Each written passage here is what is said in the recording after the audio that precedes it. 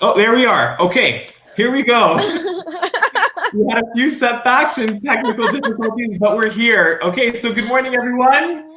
My name is Mr. Canone, and I have the pleasure of introducing and welcoming Nicole Servinis with us this morning. Welcome, Nicole. Thank you. Thank you so much for having me. Thank you And good for morning to taking the all time. of you. Awesome. Thank you for taking the time out of your busy schedule to be with us. Just to give you a brief introduction for all those watching, Nicole Servinis is a reporter with Breakfast Television. You see her beautiful face every morning.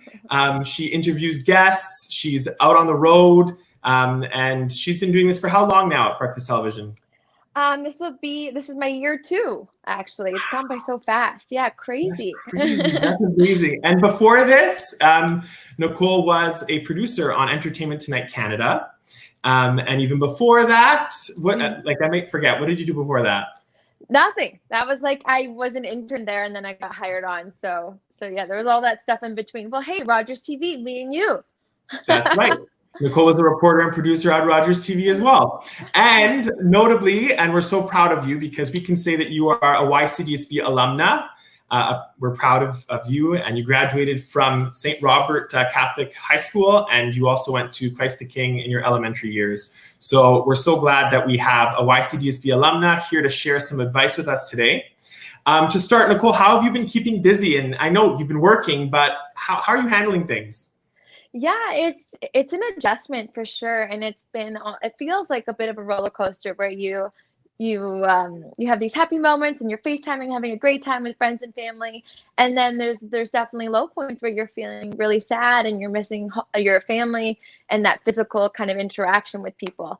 So it's been a lot of that, but I've kind of found my routine, and I say this, I outlined like goals for myself every day where I kind of have like a little bit of a schedule, and that's really helped me kind of get through the days because it feels a little bit more normal because I am such a schedule oriented person. So I'm trying to continue that even though we are all homebound. How are you doing? I'm okay. I'm hanging in there. Yeah. I've been able to support teachers, and now doing this with you is great because we get to talk to you, and you get to talk to the students. But I like how you said that thing about setting goals. However small those goals might be, or even if it's 1 or 2 a day, I think that's good because it gives us something to look forward to and work towards. So I like that you shared that. That's really important. I've been trying to set little goals for myself, like reading as well. Yeah. So here we have some students asking questions. And Sure. I could talk to you about your job and what you do, but these questions will address that. And I'm going to try to pop them up on here. So here's a good one to start. Can you see it on your screen? Yeah, that's so amazing. Cool. So Great. Charlotte from Christ the King is asking, what's your day-to-day motto or inspiration to help you be the best version of yourself and to keep you motivated? Oh, that's a good question. So many. Let me see if I can list off a couple. I would definitely say believe in yourself. That's always number one. I would definitely say continue to work hard always. It never kind of stops. Even though you think you've reached kind of your place to destination or where you think you want to be, always strive for the next thing. Because you should never be the smartest person in the room. Someone told me that once, and I have so much respect for that because it's so important to constantly challenge yourself to be better and learn more and do more. And so I really try and live my life that way. That is such amazing advice, and I love that you said that because that's so important, right? Always seek to learn and open your mind and try to improve every day, right? Exactly. Thank you for that. So here's another question, and this comes to us from Anthony in Woodbridge. He's asking, during your high school career, how many different paths did you have, and what helped you in choosing your current path? That's a great question because I feel like that's what a lot of people struggle with the most. I have a terrible answer for that because I had it really easy because I knew what I wanted to do really early on. In grade 10 at St. Robert's Catholic High School, we had an opportunity to do a co-op. And I was in a careers class, and journalism was something that kind of caught my eye. I really loved media studies, and I come from like a performing background. I used to be a dancer. And so I wanted to explore that a little bit further. And that's when I did a co-op at Rogers TV, and I was lucky to meet you and work alongside you and learn from you. And yeah, that's kind of where like my passion and my love for TV grew and developed. And then from there, I can honestly say from grade 10 is where like I was like, narrow pathway, that's exactly what I want to do. So I geared all my courses that way. I applied to schools that had specialized programs for journalism. So that kind of outlined my my future for me. That's awesome. And can you also talk to us a bit about what you did after St. Robert's and with that co-op experience? I believe you studied in Hawaii. Can you talk to us about what you did, Ryerson, Hawaii, all that jazz? Absolutely. So in that sense, I've had an unusual path, I would say, because when I graduated St. Robert's, I got a scholarship to go to Hawaii Pacific University for dance. I was studying journalism, but I was on the dance team there, and we were NCAA champions. And so I stayed there for a year, and I loved it. But a lot of my time was really focused on the dance team, where I wanted to really focus on schooling because I knew I wasn't going to pursue dancing after school. So then I decided to come back, and I went to Ryerson, and I was in the journalism program there. And then I got tired of staying in the same spot again. So I did an exchange, and I went to Australia, and I studied at RMIT, which is the Royal Melbourne Institute of Technology in Melbourne. And I did a co-op there and studied there for about 6 months. I extended my stay and like enjoyed it a little bit. If I could recommend any place to go visit, go there. And then I had to come back because my visa was up. And then I finished, I graduated, and then I interned at actually City TV and then ET Canada. And then that's when I was hired on afterwards. That's amazing. You know what? Based on what you've told me, it's clear that you've tried many things, and I love that you never stopped moving. You diversified your experience, and you were okay with saying, dance isn't what I want to do right now, and I want to focus more on this. And then you decided to do something else, right? So that was right. Good. Here's a question related to that, actually. Okay. Was there any point in your life, maybe recently, where you felt like you wanted to switch occupations? And this comes to us from Isabella at St. Cecilia. Awesome. Thanks, Isabella, for the question. Yes, I have definitely felt like that in different ways. So the first way being, I felt to break into this industry was more challenging than I had anticipated. So I constantly was thinking of backup plans. It was like, when I graduate, if I don't get a job, I'll move here. Or if I don't do this, then I'll maybe go to teacher's college. Or if I don't do this, I was constantly thinking, or maybe I'll take a course in this, of backup plans for myself, because I wasn't sure that this was going to work out the way that I had hoped. But I was really lucky that it did. And then actually 2 years ago, before I started at Breakfast Television, I was at ET Canada for 5 years. I started out as a production assistant, which is kind of like the lowest on the totem pole that you can be, and worked my way up to being a producer. And there was a certain point where I felt very stagnant. I thought to myself, I don't know if I want to do this anymore. I don't get the same joy or pleasure. I feel a little bit frustrated with the work that I'm doing. I think I need a change. And then it was like the stars aligned and this opportunity had come up. And so I was really scared because I didn't know what to expect. ET Canada was kind of all that I knew. And so I was taking a really big risk by saying goodbye to that. And I stepped into this role, and I was so lucky. Like I fell in love with it immediately, and it's just an absolute dream come true. So yeah, you never know where your life is going to take you, but I think it's always important to try, like you're saying, Robin, and kind of like, instead of like dipping your toe in, I know you want to like feel the water that way, but sometimes you just got to dive in head first and just go for it. Absolutely. And, I love that you pursued that. You did have some thoughts, so you were reflective about it, but it was also something that like you weren't actively pursuing at the time. It came to you, it fell on your lap. So that's also beautiful because it was a natural transition for you, right? And it was something that, you thought, maybe let's just pursue it and let's see where things go. Right. And you took that leap of faith because, I don't know, like how often do you rely on your instincts to tell you what's right? Maybe I should do this. it was I think, instinctual too. yeah, totally. I think the older I get, the more I rely on my instincts because I realize that they're telling me the right thing. Absolutely. Here's another question. This comes to us from Chloe. What other dreams did you have besides your current occupation? And it's kind of similar, so you can, repeat if you want. Yeah, no, other dreams like in life, I would say traveling is a big one. I wanted to find a job that allowed me to travel because that was really important to me. It's still like a big passion of mine. So I did that throughout university because I wasn't sure if I was going to be able to do that once I landed a full-time job. So I tried to incorporate that into my life when I was still young enough to like make those decisions. I like saved up so much money so that my summers were spent traveling and that sort of thing. And still to this day, like that's where I love to be. Anytime I have time off, I'm like, okay, I'm going to a new place. I want to explore something new, learn about a new culture, and see the world. So that's definitely important to me. Another dream of mine would definitely be, I really wanted to have my own home. And I'm living in it. So I purchased this condo a couple years ago, and I was renting it out, and I couldn't afford to stay in it on my own, and now that I have it, and I worked really hard, I feel like really proud that that this is something of mine that I've worked really hard for. So that's been really nice dream of mine.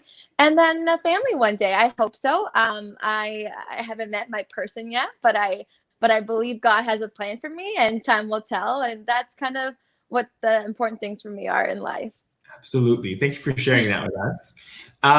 So many of the students that are watching are high school bound. Some are grade 7, some are in grade 8. So this comes to us from a student, Nicolette at Christ the King. Is there anything about high school that surprised you or that we would need to know before entering that stage of our lives?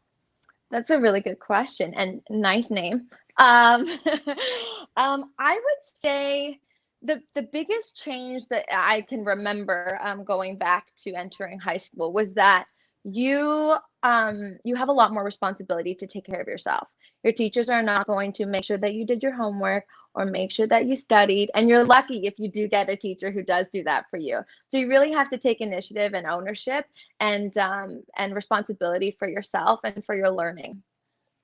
Awesome. Well said. I have another question coming in here that I'm just typing in the banner.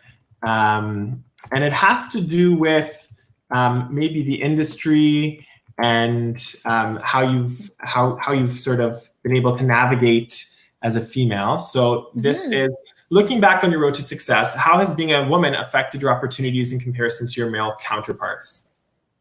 That's a great question. So I can tell an anecdotal story of something that that pertains to this. So at my old job, I had kind of gotten to the roadblock because my boss at the time wasn't the most supportive person. And so with that, it was really challenging because it was quite obvious that it was because I was a young girl, blonde hair, who was eager and fit all these stereotypes, that she refused to give me an opportunity, where I constantly had to fight these battles and kind of push my way forward. And all it took was one person to kind of see me and then put me in that spot. And now the perspective has changed. And it's funny because you would think it's like man against woman, but it wasn't. It's a lot of women against women as well. Not all women want to see women succeed either. And so I think that's important to address as well. And so important to encourage people to support one another. Like, I know with women, a lot of it is seen as direct competition, or there's a lot of jealousy, and those are things that won't ever get you forward. It will never put you ahead. The one thing that I always say to people is there is room for everyone. So if you help someone, if you lift someone up, you're helping yourself go up. It's about supporting one another, and no matter what industry, there truly is room for everyone. So yeah, I just try to spread that, because the lesson that I had to learn the hard way, because I don't agree with that. So yeah. I agree. You know what, Nicole? And I've seen you model that firsthand. You really support others. You believe in others. And And like you said, we rise by lifting others, right? That's the best way to help. And like you said, everyone can do well. We got to support each other, right? There's no point in looking at someone with hostility. We're in this together, right? Exactly. So here is another question, might be related, maybe different challenges you could share. This comes to us from Jada at Christ the King. What were some challenges you faced during the process of pursuing your career? Some challenges. Definitely kind of getting someone to see how badly I wanted it was hard. And I learned quickly, I think, that it wasn't saying it like I'm so great, like look at me. It was by the actions that I did. It was about like showing up early every day. It was about staying late every day. It was about offering to do extra work. It was about going out of my way to pitch ideas. And that's the sort of thing that was a lesson that I learned, because I was so frustrated. I was like, why isn't anyone kind of seeing me or giving me a chance? And it's because you have to show people your work ethic and show people by your actions, not only by your words. Absolutely. So here's another question coming to us from Isla. How did your family react when you told them that you wanted to be a journalist and get into this industry? They were definitely super supportive. I think they were all a little, like, they knew that I would be capable of something like that, but I think they were all a little bit scared because it meant a lot of uncertainty. It's not like when you graduate from medical school, you become a doctor and that's it, or law school and you become a lawyer and that's it. It's kind of an unknown path. And so I think my parents were probably a little bit worried of, oh, like, is she going to be okay? But they've always supported me and my dreams. So I've been really lucky to have them, because I definitely wouldn't be here without them. I know that about your parents because I see them. I've met them, and I've also seen them. They adore you. Likewise, they're wonderful. They're so supportive, and they've done a lot to help you and get to where you are too. Another question: how has your faith helped you, whether it be through what we're going through right now or in pursuing your career? How has your faith helped you? So much. It's really funny that you are asking me this question at this time, Rob, because the other day I found myself, and truthfully, like, I'm born and raised Catholic. I went to a Catholic school all my life. But I don't go to church as often as I used to. And it's different now that I'm an adult. Like, it's not that I don't make the time for it. I would say I practice in other ways. And so for me, like, I pray in my home before I go to bed, and I ask for guidance and help often. And the other day I found myself feeling really lonely and really sad and down. And I got on my knees and I said a prayer, and I said, please, God, give me the strength to wake up tomorrow with a new perspective and be more positive. And I think just having that person and having prayer and believing in God has helped me kind of get through day to day, like, especially right now.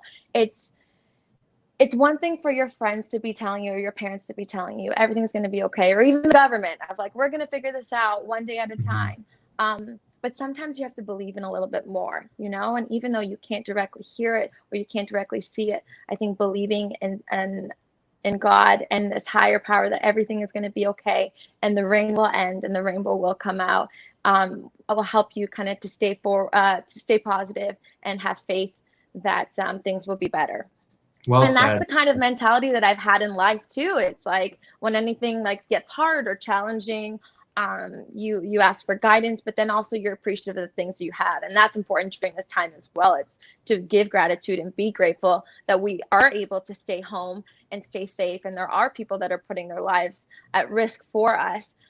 So to thank God for that as well, because not everyone has that luxury or that opportunity. So again, asking for help and being grateful at the same time. Well said. You know what? I agree. Showing gratitude, that's made me feel better about things. It puts things into perspective. And like you said, prayer really does sustain me, help me get through this. And it gives me a sense of hope that, things will get better. There is a higher power and someone is listening. And yeah. So Nicole, I'm not going to keep you anymore. You've answered these questions. For those questions that I didn't get to, I'll pass them along to Nicole and I'll get her to answer them if she has time another day. But I wanted to thank you so much for giving us your time today and for sharing your wisdom and your knowledge and your experience as a YCDSB alumna with us. We are so proud of you. And thank you. Oh, thank you so much. It was such a pleasure to be here. And thank you so much for the questions. I always tell people, like I said, like I'm so open to answering anything. If you need to reach out via email or social media or all that, I am so available and ready to help anybody, especially during this time. I know it's not easy. And Rob, I want to send you lots of love and big virtual hug. Big When all one, this big is one. over, hopefully we can do this live in person.